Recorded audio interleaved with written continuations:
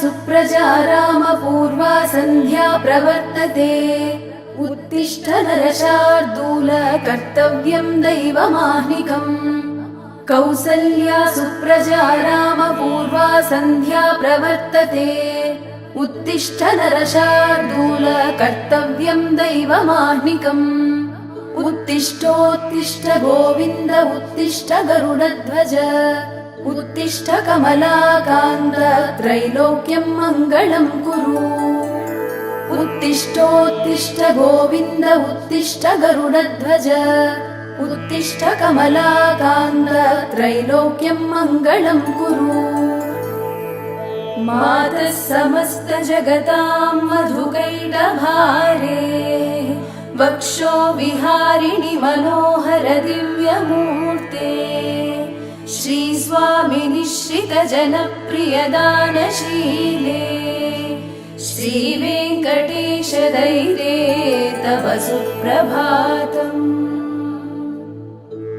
तव सुप्रभातमरविन्दलोचने।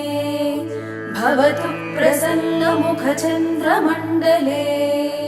विधिशङ्करेन्द्रवनिताभिरर्चिते। वृषशैलनाथ दयिते दयानिधे।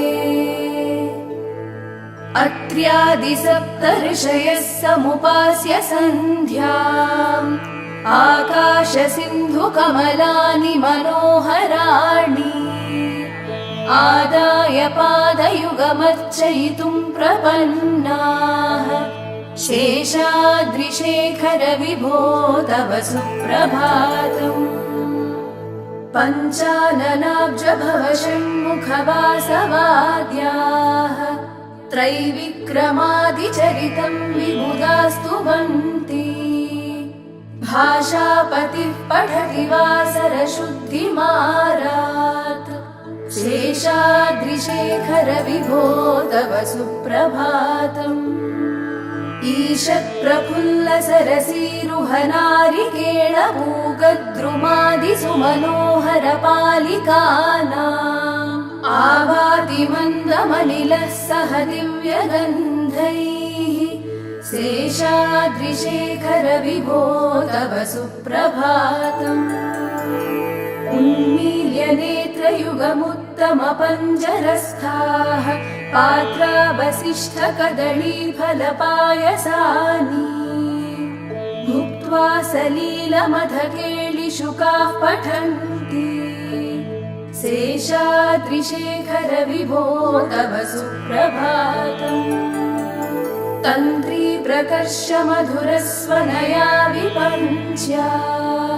गायत्यनन्तचरितं तव नारदोऽपि। भाषा समग्रमसकृत्करचारुरम्यम्।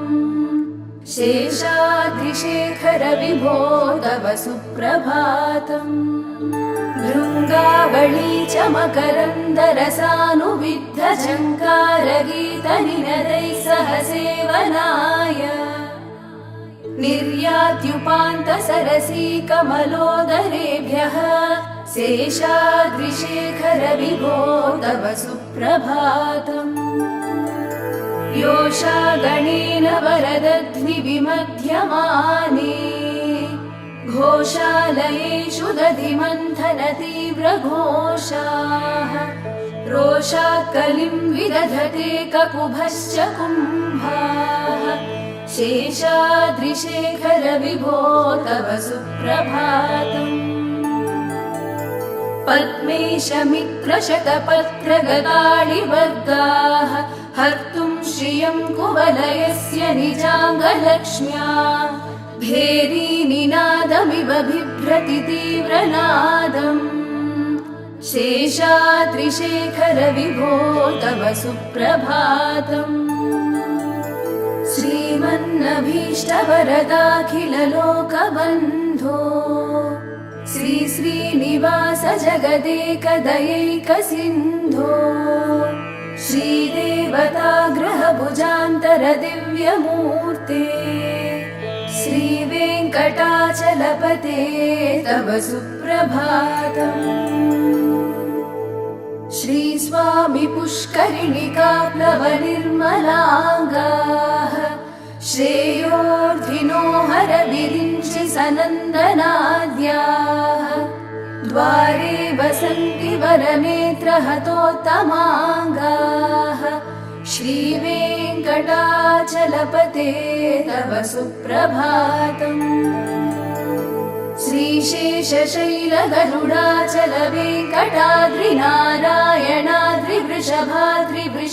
श्रीशेषशैलगरुडाचलवेङ्कटाद्रिनारायणाद्रिवृषभाद्रिवृषाद्रिमुख्याम् आख्यां त्वदीयवसतेरनिशं वदन्ति श्रीवेङ्कटाचलपते तव सुप्रभातम् सेवा पराशिवसुरेश कृशानुधर्मरक्षोऽम्बुनाथ पवमानधनाधिनाथाः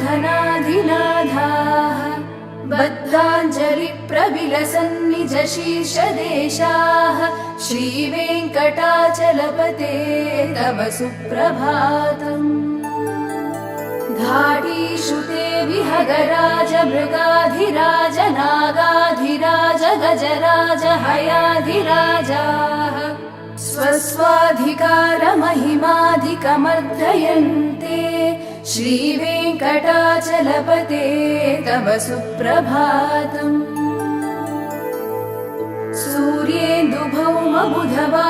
सूर्येन्दुभौमबुधवाक्पतिकाव्यशौरि स्वर्भानुकेतुदिविषत्परिषत्प्रधानाः त्वद्दासदासचरमावधिदासदासाः श्रीवेङ्कटाचलपते तव सुप्रभातम् त्वत्पादधूलिभरितस्फुरितोत्तमाङ्गाः स्वर्गापवर्गनिरपेक्षनिजान्तरङ्गाः कल्पागमाकलनयाकुलतां लभन्ते श्रीवेङ्कटाचलपते तव सुप्रभातम् त्वद्गोपुराग्रशिखराणि निरीक्षमाणाः स्वर्गापवर्गपदवीं परमां श्रयन्तः मर्त्या मनुष्यभुवने मतिमाश्रयन्ते श्रीवेङ्कटाचलपते तव सुप्रभातम् श्रीभूमिनायकदयादिगुणामृताब्धे देवादिदेव जगदेकशरण्यमूर्ते श्रीमन्ननन्तगरुडादिभिरर्चिताग्रे श्रीवेङ्कटाचलपते तव सुप्रभातम् श्रीपद्मनाभपुरुषोत्तमवासुदेव वैकुण्ठमाधव जनार्दन चक्रपाणे श्रीवत्सचिह्न शरणागत पारिजात श्रीवेङ्कटाचलपते तव सुप्रभातम् कन्दर्पदर्पहर सुन्दर दिव्यमूर्ते कान्ताकुचाम्बुरुह कुट्मललोलदृष्टे कल्याण निर्मल गुणाकर दिव्यकीर्ते श्रीवेङ्कटाचलपते तव सुप्रभातम् मीनाकृते कमठकोल नृसिंहवर्णिन् स्वामिन् परश्वत तपोधन रामचन्द्र शेषांश राम यदुनन्दन कल्किरूप श्रीवेङ्कटाचलपते तव सुप्रभातम् येलालवङ्गघनसार सुगन्धितीर्थम् दिव्यं वियत्सरिति हेमघटेषु पूर्णम् धृत्वाद्यवैदिकशिखामणयः प्रहृष्टाः तिष्ठन्ति वेङ्कटपते तव सुप्रभातम् भास्वानुदेति विकचानि सरोरुहाणि सम्पूरयन्ति निनदैः ककुभो विहङ्गाः श्रीवैष्णवाः सततमर्थितमङ्गलास्ते धामाश्रयन्ति तव वेङ्कटसुप्रभातम् ब्रह्मादयः सुरवराः समहर्षयस्ते सन्तः सनन्दनमुखास्वदयोगिवर्याः धामान्तिके तव हि मङ्गलवस्तुहस्ताः श्रीवेङ्कटाचलपते तव सुप्रभातम्। लक्ष्मीनिवास निरवद्य गुणैकसिन्धो संसारसागर समुत्तरणैकसेतो वेदान्तवेद्य निज वैभव भक्तभोग्य श्रीवेङ्कटाचलपते तव सुप्रभातम्। लक्ष्मीनिवास निरवद्य गुणैकसिन्धो संसारसागर समुत्तरणैकसेतो वेदान्तवेद्य निज वैभव भक्तभोग्य श्रीवेङ्कटाचलपते तव सुप्रभातम्। इत्थं वृषाचलपतेरिह सुप्रभातम्। ये मानवाः प्रतिदिनं पठितुं प्रवृत्ताः तेषां प्रभातसमये स्मृतिरङ्गभाजाम् प्रज्ञां परार्थसुलभां परमां प्रसूते। इत्थं वृषाचलपतेरिह सुप्रभातम्। ये मानवाः प्रतिदिनं पठितुं प्रवृत्ताः तेषां प्रभातसमये स्मृतिरङ्गभाजाम् प्रज्ञां परार्थसुलभां परमां प्रसूते।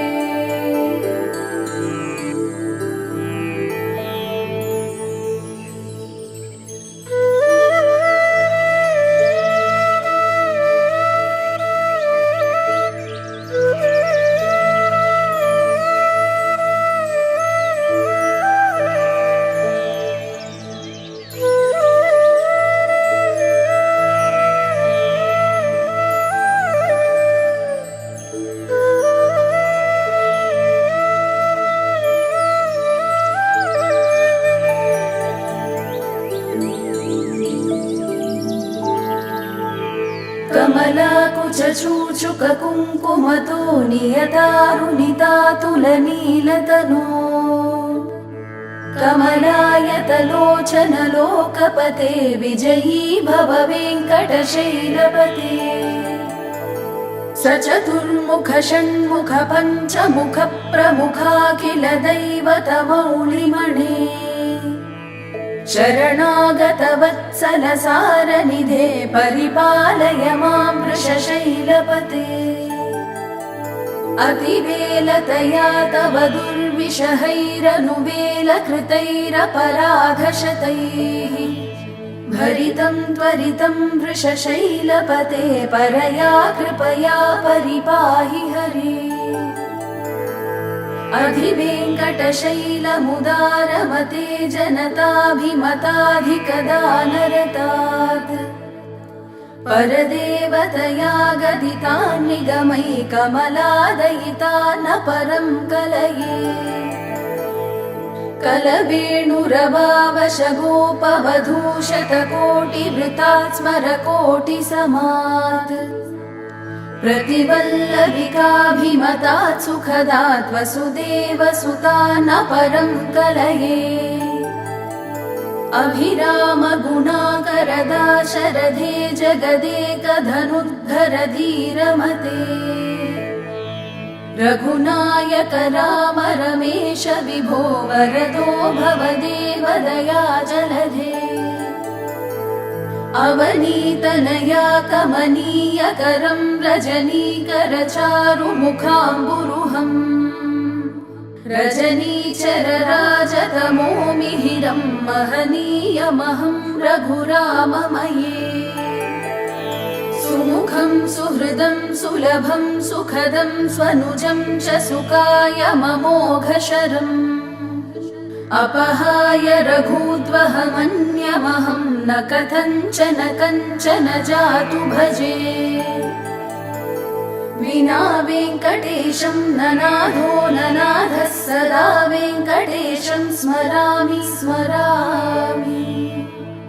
हरे वेङ्कटेश प्रसीद प्रसीद प्रियं वेङ्कटेश प्रयच्छ प्रयच्छ विना वेङ्कटेशं ननाथो ननाथः सदा वेङ्कटेशं स्मरामि स्मरामि हरे वेङ्कटेश प्रसीद प्रसीद प्रियं वेङ्कटेश प्रयच्छ प्रयच्छ अहं दूरतस्ते पदाम्भोजयुग्मं प्रणामेच्छयागत्य सेवां करोमि सकृत्सेवया नित्यसेवाफलं त्वं प्रयच्छ प्रयच्छ प्रभो वेङ्कटेश अज्ञानिना मया दोषान् शेषान् विहितान् हरे क्षमस्वत्वं क्षमस्वत्वं शेषशैलशिखामणे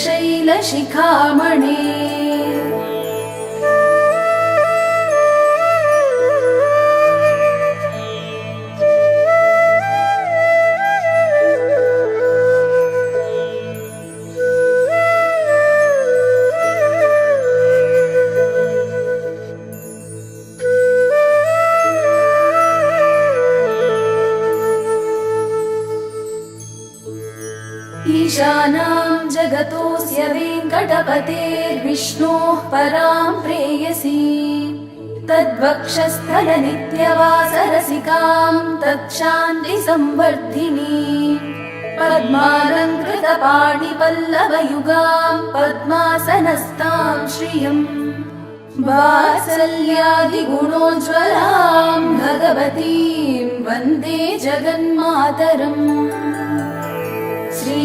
श्रीमन्कृपाजलनिधे कृत सर्वलोक सर्वज्ञ शक्तनतवत्सल सर्वशेषिन् स्वामिन् सुशील सुलभाश्रित पारिजात श्रीवेङ्कटेश चरणौ शरणं प्रपद्ये सद्यो विकासि समुदित्वर सान्द्र राग सौरभ्य निर्भर सरोरुह साम्यवार्ता सम्यक्षु साहसपदेषु विलेखयन्तौ श्रीवेङ्कटेश चरणौ शरणं प्रपद्ये आनूपुरार्चित सुजात सुगन्धि पुष्प सौरभ्य सौरभकरौ समसन्निवेशौ सौम्यौ सदानुभवलेपि नवानुभाव्यौ श्रीवेङ्कटेश चरणौ शरणं प्रपद्ये रेखामयध्वज सुधाकलशातपत्र वज्राङ्कुशाम्बुरुह कल्पक शङ्ख चक्रैः भव्यैरलङ्कृततलौ परतत्त्वचिह्नैः श्रीवेङ्कटेश चरणौ शरणं प्रपद्ये ताम्रोदरद्युतिपराजित पद्मरागौ बाह्यैर्महोभिरभिभूत महेन्द्रनीलौ उद्यन्नखांशुभिरुदस्त शशाङ्कभासौ श्रीवेङ्कटेश चरणौ शरणं प्रपद्ये सप्रेम भीतिकमलाकर पल्लवाभ्यां संवाहनेऽपि सपरिक्रममादधानौ कान्ताभवाङ्मनस गोचरसौ कुमार्यौ श्रीवेङ्कटेश चरणौ शरणं प्रपद्ये लक्ष्मी महीतदनुरूप निजानुभाव नीलादिदिव्यमहिषीकर पल्लवानाम् आरुण्य संक्रमणतः किल सान्द्ररागौ श्रीवेङ्कटेश चरणौ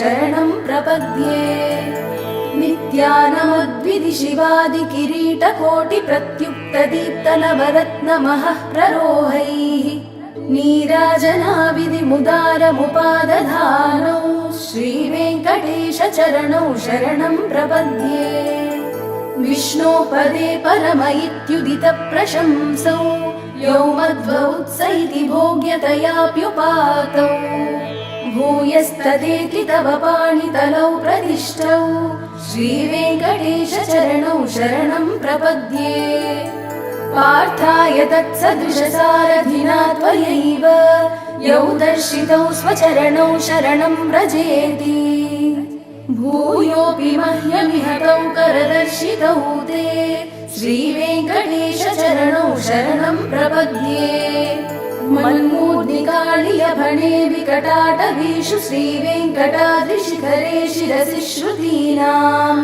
चित्तेऽप्यनन्यमनसां सममाहितौ ते श्रीवेङ्कटेश चरणौ शरणं प्रपद्ये अम्लानहृष्यदवनीतलकीर्णपुष्पौ श्रीवेङ्कटाद्रिशिखराभरणायमानौ आनन्दताखिलमनोनयनौ तवैतौ श्रीवेङ्कटेश चरणौ शरणं प्रपद्ये प्रायः प्रसन्नजनता प्रथमावगाह्यो मातुस्तनाविव शिशोरमृतायमानौ प्राप्तौ परस्परतुलामतुलान्तरौ ते श्रीवेङ्कटेश चरणौ शरणं प्रपद्ये सत्त्वोत्तरैः सततसेव्यपदाम्बुजेन संसारतारकदयार्द्रदृगञ्चलेन सौम्योपयन्तृमुनिना मम दर्शितौ ते श्रीवेङ्कटेश चरणौ शरणं प्रपद्ये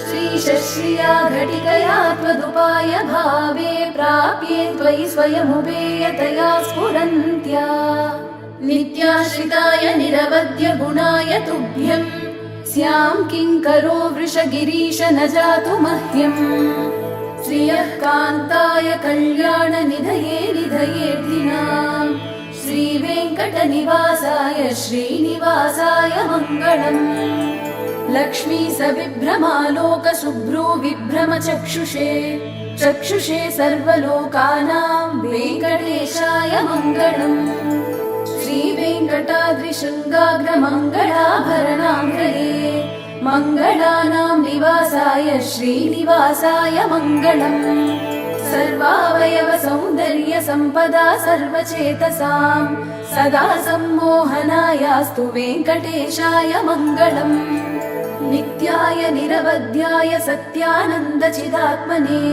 सर्वान्तरात्मने श्रीमद्वेङ्कटेशाय मङ्गलम् स्वतः सर्वविदे सर्वशक्तये सर्वशेषिणे सुलभाय सुशीलाय वेङ्कटेशाय मङ्गलम् परस्मै ब्रह्मणे पूर्णकामाय परमात्मने प्रयुञ्जे परतत्त्वाय वेङ्कटेशाय मङ्गलम् आकालतत्त्वमश्रान्तमात्मनामनुपश्यताम् अतृप्तामृतरूपाय वेङ्कटेशाय मङ्गलम् प्रायस्वचरणौ पुंसां शरण्यत्वेन पाणिना कृपया दिशते श्रीमद्वेङ्कटेशाय मङ्गलम् दयामृततरङ्गिण्यास्तरङ्गैरिव शीतलैः अपाङ्गैः सिञ्चते विश्वं वेङ्कटेशाय मङ्गलम् स्रग्भूषाम्बरहेतीनां सुषमावहमूर्तये सर्वार्तिशमनायास्तु वेङ्कटेशाय मङ्गलम्